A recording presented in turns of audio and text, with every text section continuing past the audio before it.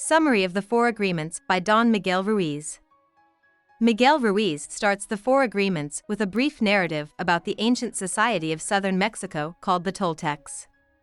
They studied how humans and spirit, or God, can work together.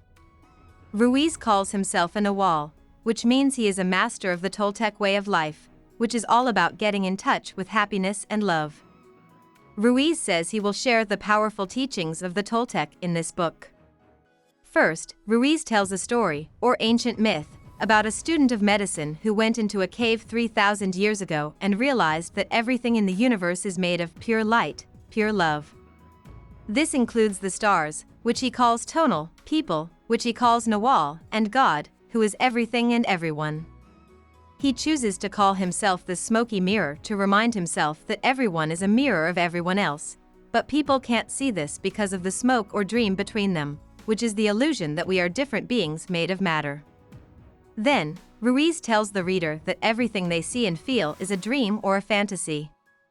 Ruiz thinks that dreaming is the same as seeing reality, which means that people dream even when they are awake.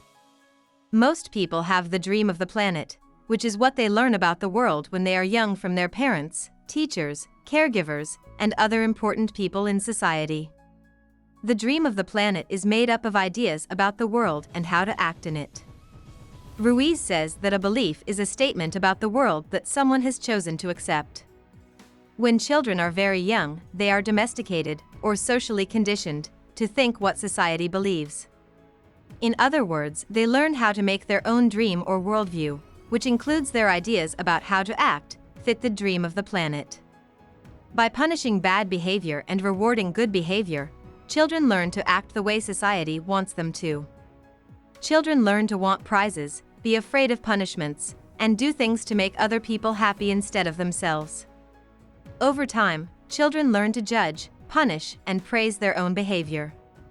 They do this by creating two inner voices: the judge, who constantly judges everything they think and do, and the victim, who takes the judge's judgment. Because no one can ever act perfectly, that is, do everything exactly the way society wants, the judge is generally stern and critical, and the victim feels ashamed, not good enough, and rejected. Most people are afraid of the judge's harsh voice, and they do everything they can to avoid his or her criticism. Ruiz thinks that being in this situation is the same as being in living hell. Ruiz says that people don't have to live in a terrible nightmare. Instead, he says, we are blinded by the beliefs we learned as children, which are lies that make us suffer because we reject ourselves and others for not being good enough to meet society's standards. There is a way out of this loop of judging and rejecting yourself, and it has to do with agreeing to believe something different. Ruiz says that if people change the deals we have with each other, we can see the world in a way that makes hell seem more like heaven.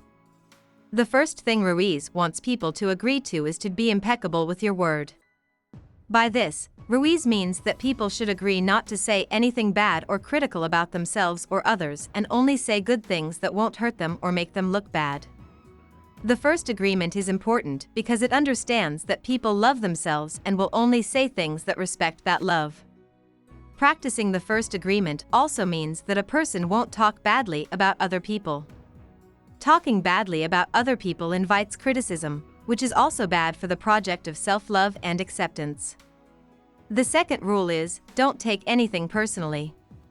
When someone takes something personally, they think that a word is about them when, in reality, it just shows how someone else sees things, or how they dream. When people take things personally, they feel hurt and angry. People should instead realize that what other people say that is bad is not important because it is not true. When a person likes themselves, it's easy to see that what other people say about them isn't true. If they already love themselves, it doesn't matter what other people say about them. They will be at peace and just ignore the bad advice. The third rule is don't make assumptions. People are taught to make assumptions to fill in the gaps in their knowledge, and we tend to accept our assumptions, which causes a lot of unnecessary pain. For instance, if someone smiles at them, they might think that the other person likes them. They might make up a relationship in their heads based on this assumption, and then be hurt and upset when it doesn't happen. Or, To give another example, a person might think that their partner knows what they want, say, mental support, and then get upset when their partner doesn't give it to them. Ruiz says that instead of making assumptions, we should ask questions and talk about our needs and wants without being afraid of being judged. The fourth rule is, always do your best. Ruiz says it's important to remember that a person's best will change based on their mood, how tired they are, and many other things. Doing your best means acting, but not too much. It also means doing things that are fun to do in and of themselves. People try to cut edges when they do things for external benefits, like money. For example, they might not do their work because they hate it. But if someone does something because they enjoy doing it, like running or playing the piano, it will be easy for them to do their best because they enjoy doing it. When a person does their best, they shut down their inner judge. Even if they fail or do a little worse than they did yesterday, they can always say, I did my best. If they sometimes break one of the 4 deals, which is bound to happen, they can say, I did my best, and then move on without being hard on themselves. Ruiz says that if people follow the 4 agreements, they will form new habits that will make them act out of love instead of fear. This, he says, will change their lives into ones filled with happiness, self-acceptance, and deep love. Ruiz then talks about freedom. He thinks that most people don't have the freedom to be themselves. People are wild when they are born. Children do what they want and say what they think without fear. Children have fun, enjoy the world around them, and live in the moment without worrying about the future or the past. All of these are natural human tendencies. Adults, on the other hand, are usually too scared of the judge and the victim to do any of these things. To be free, adults need to become wild again, or reunite with their inner child, and live like children do, for themselves and their own joy, without fear or judgment. Ruiz says that Toltec knowledge says there are 3 ways to get to freedom, or to kill the parasite that is made up of the judge, the victim, and the beliefs they hold. The first road is called the dream of the second attention. On this path, a person faces each of their fears and breaks them down one by one, changing their social conditioning with a new dream that replaces fear with love. The second path is called the discipline of the warrior. In this path, a person learns to control their feelings, which makes it easier to not respond with negative emotions when they are upset. The second road starts with forgiving yourself. The last way is called initiation of the dead. The third way is to realize that life is short and that death could come at any time. If that's true, there's no reason not to enjoy life to the best. Being very aware of how short life is can help a person enjoy being living right now. Ruiz tells his readers to forget everything they've ever been taught and realize that they can change how they see the world.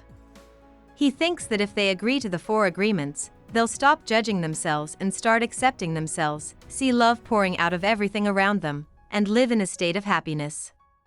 Ruiz says 2 prayers at the end of the 4 agreements. The first, called a prayer for freedom, is meant to show that people and God are connected. The second prayer, which is called a prayer for love, urges people to accept the fiery power of love for everyone. About the author. Don Miguel Ruiz was born to Toltec healers Jose Ruiz and Sarita Vesquez, the youngest of 13 children. Ruiz used to want to be a doctor, but he changed his mind after a near-death car accident in the 1970s. He started to learn about the traditions of the native people of Mexico, which Ruiz calls Toltec, after his mother told him stories about the family's past. The 4 Agreements was the first of Ruiz's 10 books, some of which he wrote with his son Jose Ruiz, about how indigenous Mexican shamanistic ideas can be applied to modern life. The goal of these books is to give the reader spiritual clarity. Writers and thinkers in the New Thought movement, which focuses on ideas of personal strength based on the cultivation of an optimistic outlook, have a lot of respect for Ruiz's works. Hope we summarized it fully and you liked it. Please hit the like button and subscribe to our channel so that we are motivated to create more videos.